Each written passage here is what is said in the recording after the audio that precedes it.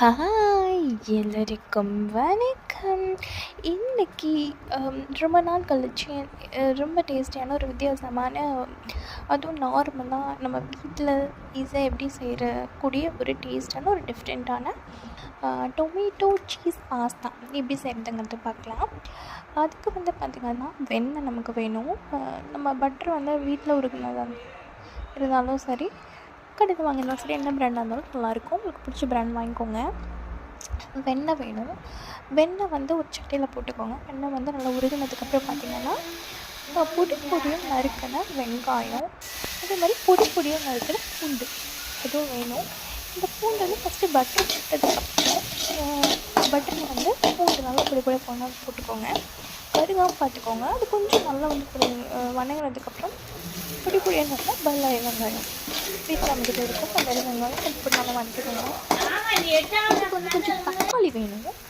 தக்காளி நான் மிக்சியில் போட்டு நல்லா அரைச்சிருந்தேன்.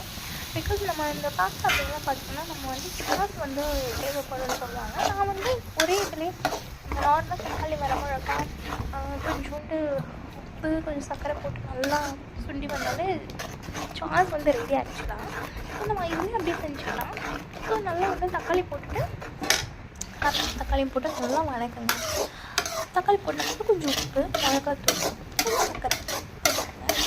நல்லா சுருளை நல்லா வதக்குங்க. பச்சை மிளகா போகணும். கொஞ்சம் அதிகமாக குவான்டிட்டி தக்காளி போட்டிங்கன்னா தான் அது சுண்டும்போது கொஞ்சம் வத்திடும்.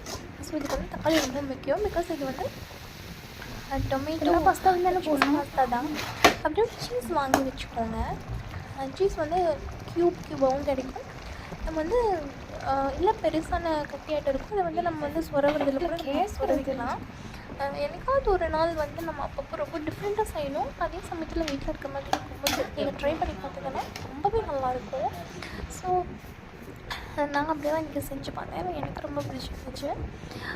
ஸோ அதுக்கப்புறம் என்ன பண்ணுறீங்கன்னா, இந்த தக்காளி நல்லா வதங்கினதுக்கப்புறம் உங்களுக்கு சாப்பிட்டு பாருங்கள். உங்களுக்கே தெரியும். இந்த ராஸ்மெல் ஒரு பச்சை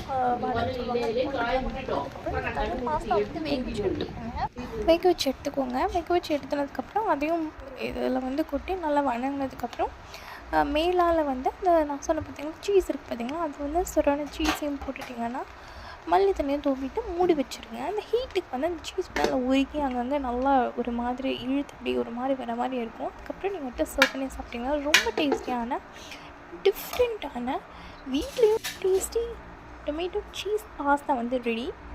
உங்கள் வீட்டில் செஞ்சு பார்த்துட்டு எப்படி இருக்குன்னு சொல்ல எனக்கு கமெண்ட் பண்ணுங்கள். இந்த வீடியோ பிடிச்சவங்க லைக் பண்ணுங்கள், ஷேர் பண்ணுங்கள், முக்கியமாக சப்ஸ்கிரைப் பண்ணுங்கள். இதே மாதிரி இன்னொரு வீடியோவில் பார்க்கலாம். Bye.